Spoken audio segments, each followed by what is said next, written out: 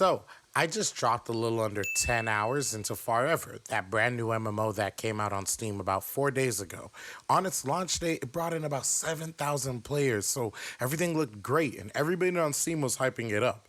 But so far, about 4 days in, it's already got mixed reviews, and although the game has some bones, here are some things you should consider before you get a little too deep into it, alright? Now, Farever is made by a developer studio called Shiro Games. They're the people who made that northern city builder game called Northgrad, if you guys ever heard of it.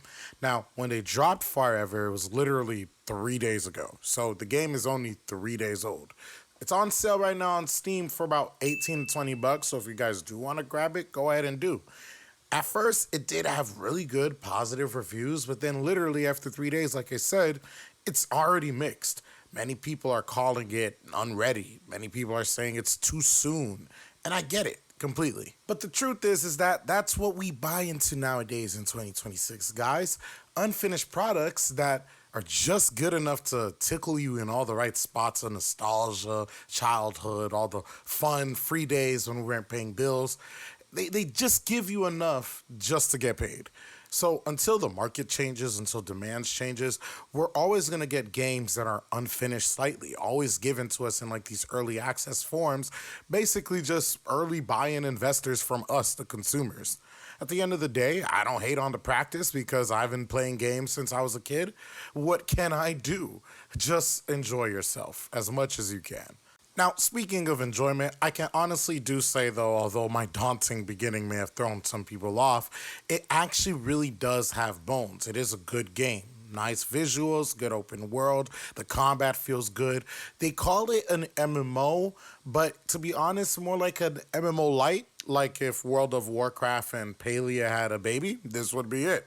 Some people compare it to Trove, Aloft, or Minecraft Dungeons, while other people are calling it Genshin's open world without the gotcha death of nightmares and sorrows and gambling. Now, the game is an online multiplayer co-op game, so you can link up with the friends, the gang. You guys can break into them dungeons, get the chests, get the money, kill all the little demons, the money and all or whatever.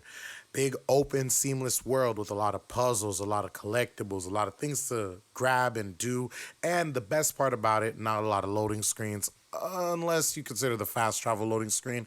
It's like a little flying animation. It doesn't look bad at all. To me, it's actually a big plus. Right now, the game does offer you the Holy Trinity, the basic four classes. You got Mage, you got Warrior, you got Cleric or Priest, depending on who you ask, and you got the Rogue. Classic support DPS tank characters. It does give you crafting, it does give you gathering, although those things are still in its early works. It's not bad. It has everything that you really want. The level cap currently is 20, and the roadmap says that we'll be going up to 50. So let's see if that actually happens. Shiro developers are also saying they're going to drop a druid class, a monk class, fishing, archaeology, guilds, world events, faction reputation, talent trees, more dungeons, and additional 2 regions. So they say they got their plans. They say they got something cooking up. Let's see if they got the chef hat on. Let's see if the food is actually piping. You know what I mean? So, with all the tall tales of the future that we've all heard before, the better question is what can you actually do on the game right now?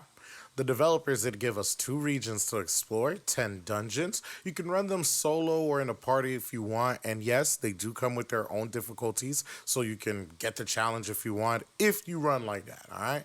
Now, all classes also have their own resource system. So, rogues, they use combo points. Warriors, they use rage. The clerics use something called prayer. And mages use something called sparks, I guess, right? So, no 2 classes would ever feel the same. You got mounts, you got gliders, and gliding is probably like the best mechanic the game has, to be quite honest with you. It comes with like this little slight elevation boost whenever you go up certain terrains and certain areas, etc. And it's not bad at all, to be quite honest with you. Now, you also got the codex system, which is a really neat incentive for you guys to kill all those little monsters. You can kill up to 20 in each region and you get free XP. You level up your weapon, you level up your character. It's a win-win for you in the game, right? It also comes with those 6 crafting jobs that I mentioned earlier earlier, the alchemy, the cooking, the enchanting, the blacksmithing. With all of those things, the more you grind them out, the more recipes you unlock, the more things you can get, gear, and with every region that you come across, you get higher tier resources, so you can go right back to the gear. Now, with every level comes a milestone. Well, not every level, just certain levels, right? Specifically, if you hit level 7, you get the arsenal skill, which is like an additional skill with the main weapon you use. Then, when you hit 10, you get the talent trees. Specifically, if you're playing rogue like myself, hit level 10.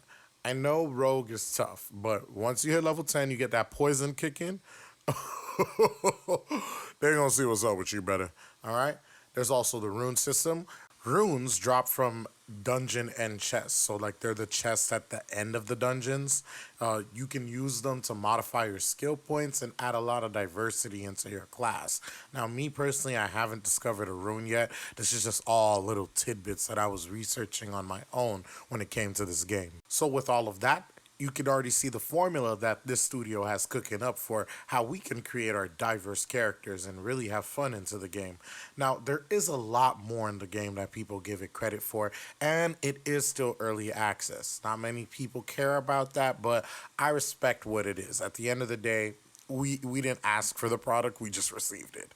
So, if you did decide to buy the game and you are going to go into it, the only genuine advice that I could really give you guys regarding it is pick a class that's not meta, just pick one that you like. I can already see that a lot of the skills and the way the damage is being outputted right now, it could easily switch up because it is still early access. Switch your weapon, try different things, go into different areas, enjoy yourself with whatever class that you picked. The second thing is really get to the first settlement. You're not going to see a lot of the crafting options, the extra things that I showed you on my video until you get there. So that should be your next real goal. Finally, work on the codex. Take your time, kill 20 of every monster and just continue down the map, look around, have fun.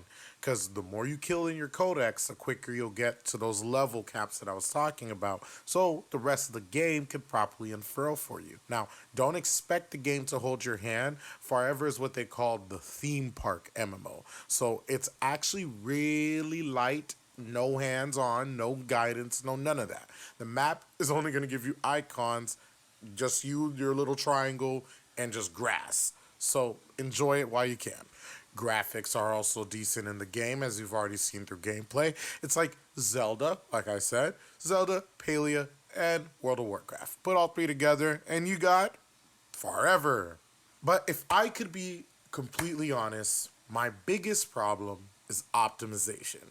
Now, if you make a game, you're making a piece of digital product for us consumers to enjoy. Make it good. Make it feasible. Make it actually playable. Stop giving us bullshit. Like, really and truly, I've crashed almost 10 times while playing the game.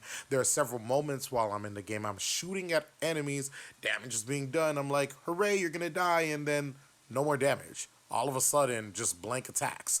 Then, boom, boom, pow, pow, pow, boom, and I'm dead. It's stupid. It doesn't make any sense. And then you crash, you're back into the main loading screen, you're waiting a couple more minutes, hours even, just to see if the game can load. It doesn't make any sense. This amount of glitches and bugs, it just feels like the game is, I guess, what, beta or alpha, but I'd give it beta. Because it is kind of complete, but it feels unplayable. And I have a decent computer. I'm running at a 4070 over here. So there should be no reason why my computer, 4070, 32 gigabytes of RAM, should be giving me an issue. It doesn't make sense. So as you can see, the game is in its own complete-ish-like state. It does have a lot of things for you to do, a lot of things for you to complete. And, oh, hey, who doesn't want a good time waster on a fun MMO, right? Only thing I will say is that if you do have a good computer, you will go through about 50% crashes, right? A little bit of optimization problems. If you do have a potato, I am sorry for you. Honest to God, my name is Cal. Once again, this is my review on Farever. It's not bad. It's not good. It's something that's, it's out there. We'll just wait to see how far it can get. You guys check out my next video. Please like and subscribe if you like content like this. Again, Cal, out.